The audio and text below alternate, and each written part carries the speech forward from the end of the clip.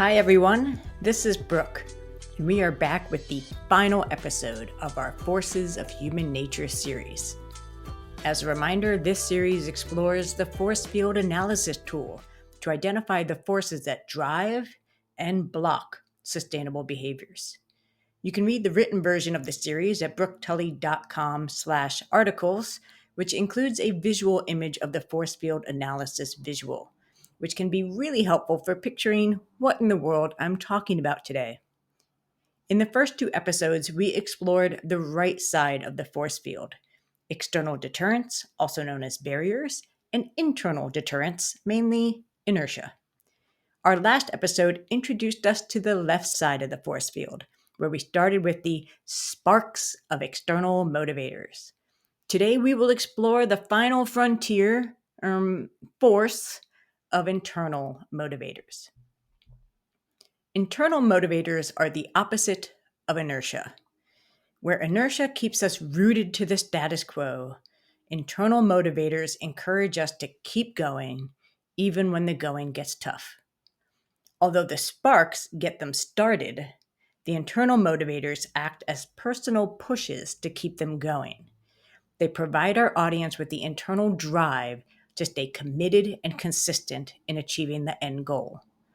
Because at some point, the novelty of doing something new has worn off. The journey is no longer intriguing and exciting. The process is beginning to feel tough, boring, and a little bit annoying. This vibe is especially true for routines and habits. Routines require us to learn new skills and continually practice behaviors that take time, effort, and attention. Habits need to be repeated over and over and over again until they become automatic.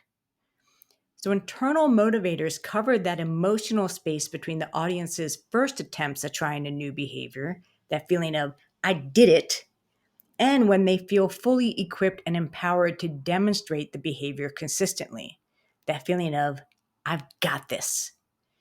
They are the magic ingredients to maintaining the desire, resilience, and drive to pursue and achieve the desired change. What are these magical ingredients, you may ask? Unfortunately, I don't have a definitive answer to that question. Internal motivator forces are the most challenging to uncover. It requires understanding why the audience would even bother going through all of this trouble and what they are getting, both emotionally and psychologically, out of the experience. Not only do these forces vary depending on your audience's values and personal priorities, but they also differ depending on the behavior they're adopting. To make matters even more complicated, people have an incredibly hard time articulating their why accurately in surveys and interviews. And it's not their fault, right? It's human nature to not totally know why we do the things we do. And unfortunately, our research methods and, frankly, timelines don't often allow us interviewers to dig beyond surface level responses. To uncover internal motivators, it's helpful to start by determining which routine and habit steps in the behavior journey might cause the audience to become frustrated, fatigued, or even bored. In those moments, there is a risk that the audience will give up or regress, which is precisely when they need to channel their inner drive the most. We can help the audience sustain their momentum and not quit by reinforcing the value, benefits, purpose, and meaning behind the hard work they're doing. That means we have to discover, test, and try messages and prompts that will help the audience say to themselves, I want to keep going. I need to keep trying. I'm not going to give up. I don't want to let myself or others down.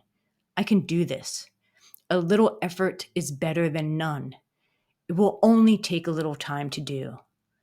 I'll feel better after I do it. I said I would do it, so now I got to do it. Or even, let's just get this over with. Use the force, Luke. Use the force field. To better understand internal motivators, I find it helpful to reflect on the routines and habits that I struggle with in my personal life, some of which I talked about in that routines blog from a little while ago. And when I reflect on these habits and routines that I struggle with, I also think about the different ways I try to amp myself up to get them done, even when I don't want to, or it's easier not to. So consider for yourself what works for you. How do you amp yourself up? How do you get over that hump and just get it done? Those personal insights can serve as a good starting point for exploring which motivators may work for other humans. And as a side note, that is the last time that you have to hear me say, use the force, Luke.